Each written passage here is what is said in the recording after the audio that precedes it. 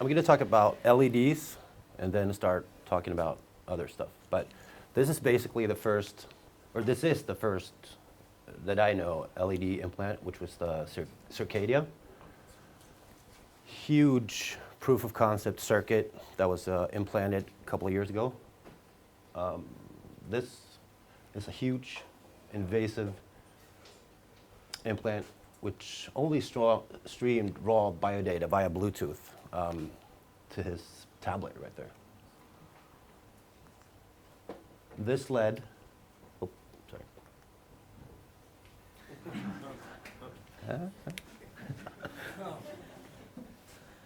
It's clicking by itself?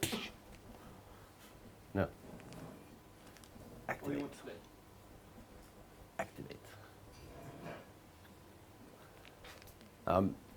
This is the new one. Tinier, like 25 times smaller. Still huge. Still scary, but awesome. Yay! And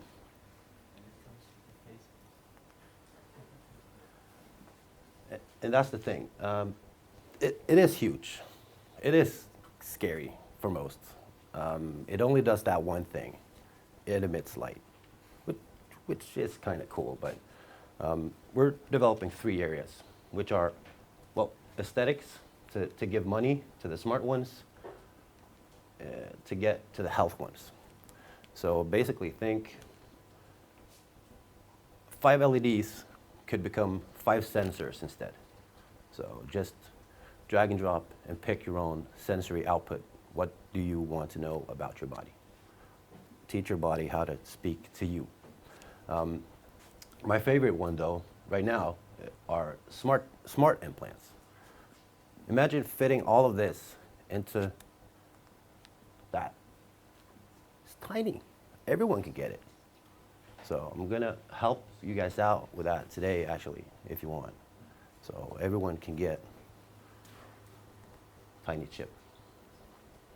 That's basically it. I'm going to fast talk, and I'm used to taking questions, really. Fantastic. Brilliant. It was. You made a shorter speech than you had allocated time. We always appreciate that as organizers. Yeah. And still it was kick-ass content. I'm used to having 200 questions, so I thought I'd make it really We have quick. some microphones over here. Let's start with this gentleman here. Please say your name. My name is James Bruce. I was just hoping you could skip back a couple of slides to that slide and talk a little bit more about and whether you're able to do those things currently or whether that's the future. This has all been done already. So this is the only thing right now is we're limited to small memory space. The circuit isn't fast enough. It's not big enough. And it hasn't got any LEDs either. But this, well, coming soon. Just hang in there. Bitcoin transfers has been made by BioPay, by Juanjo. You can speak to him later on. The identification, authentication is kind of like a merger since it's inside you, which is awesome. Business cards, LinkedIn profiles, keychain, store credit. I did a gig with Digitas LBI where they preloaded credits so they could go shopping and then just checked out via BioPay. Access, where do you want access to? If you get shipped today, I can get you access to Epicenter. No, not me, but I can do it. yeah, Hannes can do it. But you have to be a member and pay your fees. Yes, and you can store your Epicenter member card on there and every other member card in the world, basically. Start a car. I saw Amal do that. Awesome. Or deactivate the alarm, at least. Home profiling for smart homes. Physical encryption, just put it in there and it's there. That's the physical part. Boarding pass has been made by Scandinavian Airlines already. The cool factor. Brilliant. We have some more questions here in the back. What's your name? Hi, I'm Anna. I'm a science communicator working at this experiment. Well, besides pimping my tattoos, I would like to wonder, could you have it as a medical tattoo? Like if you are going to get an epileptic seizure, you could have one that starts shifting colors or other. Yeah, sure. Not right now. We're limited to give me a hardcore software developer, and I'll give you a hardcore hardware developer. So, if you combine the bio data, and I mean, yeah, anything's possible. Just who are you going to work with? Who's going to pay for it? We'll be looking That's the into only brain limitation, stimulation basically. aspect later today as well. Yeah. We have another question back here, and then I'm going to run over to the other side. What's your name? My name is Sachin. Sorry to be rude, just a question. Why do you need implant for this?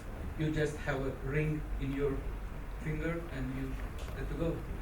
Well, that's not merging identification, authentication, and you don't have any physical encryption. You can lose a ring. How many lost a ring? How many lost a wallet, phone, key? How many lost anything? How many lost an implant?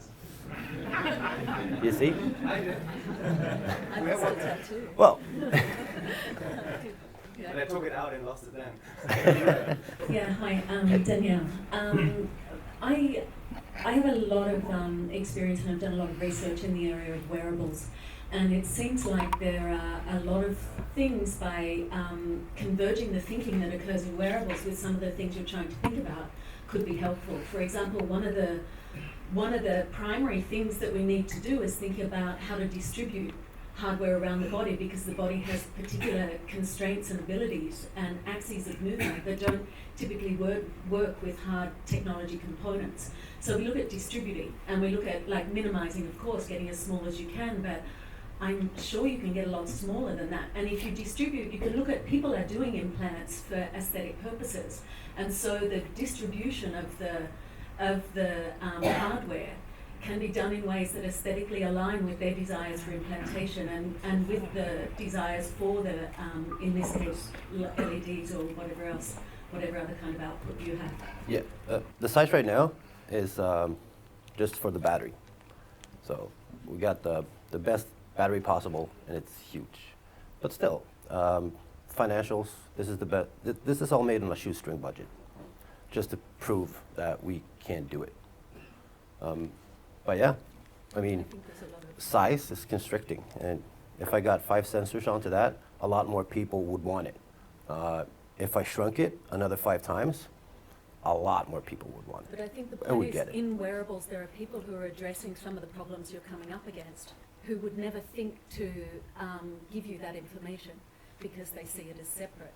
It's a brilliant debate, and we'll continue this over the coffee break that is happening now.